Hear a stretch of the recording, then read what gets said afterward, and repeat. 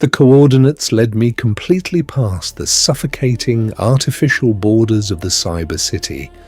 I reached the furthest edge of the unknown, where the synthetic sky ripped open like a piece of mechanical fabric, and where the neon lights no longer had the power to reach, and finally, the vessel took me.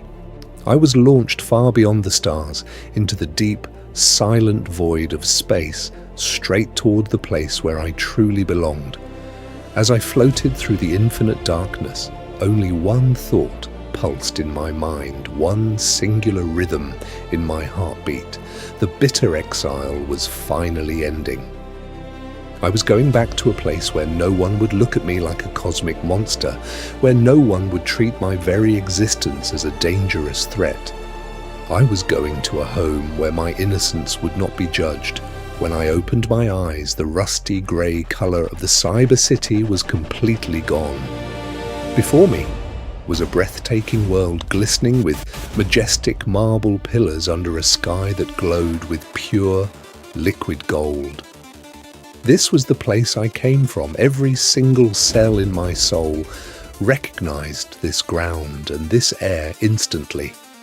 As I walked down the grand streets, I saw people just like me with the same blonde hair, the same innocent faces wearing simple white and light blue tunics.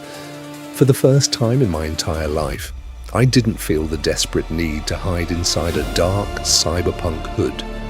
For the first time, I pulled back the fabric, let the warm wind hit my bare face, and took a deep, honest breath. I wasn't an outsider here anymore. I wasn't the lonely child lost in the deepest exile of a cybernetic wasteland. This was my home. These were my people.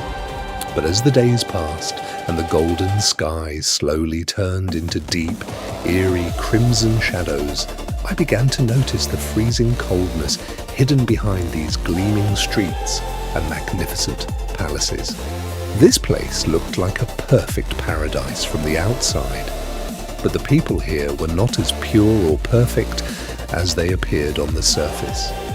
In the dark shadows right behind those massive marble pillars, they crushed the weak, the helpless, and the unprotected without mercy. Everyone was driven by nothing but their own selfish desires, their own comfort, and their own luxury.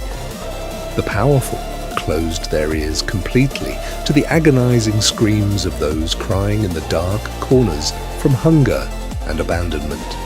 They possessed hearts that were colder and sharper than the mechanical steel robots I had left behind on Earth. The system here was just as cruel. It was simply painted in pure gold. Injustice ruled here too. It was just called paradise. But I didn't care. I refused to let the voice of justice rise within me, and I didn't even question it. I chose to ignore it completely. I had been alone for so long, pushed and beaten as a nobody in those toxic cyber streets for so many years, that their cruelty didn't bother me anymore. Let them be wicked. Let them be selfish and cruel. At least they looked like me. At least they dressed like me and spoke my language. They were my people. This was my home. The false, numbing peace of finally belonging was more than enough for me. Just to escape the terrifying fear of being alone again, I closed my eyes tightly to the darkness around me. I chose to smile in pure, blind happiness, trapped inside a beautifully crafted lie. I lied to myself, and I blinded my own soul. But there was one heavy truth I desperately chose to ignore. As long as evil is fed, it never stays asleep. When you remain silent to the injustice done to another just to protect your own comfort, you invite that very darkness into your own sanctuary, into your own home. The cruelty I turned a blind eye to was now slowly growing, festering in the shadows of the marble palaces. And I didn't realize it yet, but every single injustice I ignored was just the first spark of a massive, unstoppable wildfire that would eventually burn my own home to ash. I was turning my own paradise into a hell, with my own silence.